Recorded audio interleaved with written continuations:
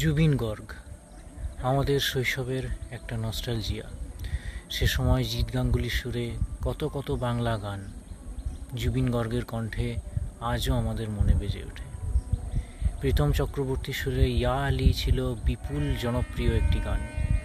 এই গানটি এতটাই জনপ্রিয়তা পেয়েছিল সেই সময়ে সমস্ত জায়গায়, পাড়ার পুজো প্যান্ডেল কিংবা বিয়েবাড়িতে এই গানটি প্রচুর বাজত। জুবিন গর্গের কণ্ঠে অসাধারণ আমরা কিছু গান পেয়েছি, বাংলা গান, হিন্দি গান এবং অসমীয়া গান তো আছেই। তিনি বেশ কয়েকটি ছবিতে সঙ্গীত পরিচালনাও করেছেন, যেমন এই মুহূর্তে আমার যেটি মনে পড়ছে এবং সেই ছবির গানগুলিও খুব ভালো, সেটি হচ্ছে বাংলা ছবি স্বপন সাহা পরিচালিত মন নিয়ে।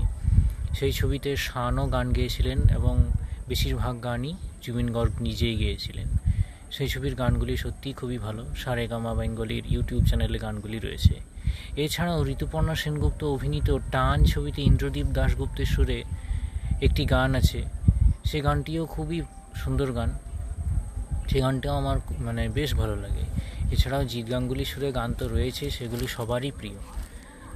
তো তার এই অকাল প্রয়াণে সত্যি এখনও পর্যন্ত বিশ্বাস করতে পারছি না যে জুবিন গর্গ আমাদের মধ্যে নেই।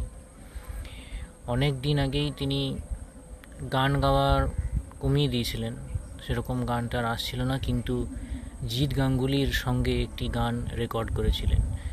সেই গানটি মিক্সিংয়ের কাজ চলছিল এবং আমাদের সুরকার জিৎ গাঙ্গুলি সে সময় ওনার মৃত্যু সংবাদটি পায় এবং জিৎ গাঙ্গুলি বলেছেন, প্রেমী ছবি থেকে আমার সঙ্গে জুবিন গান গেয়েছিল এবং তার শেষ গানটিও আমার সুরেই রয়েছে।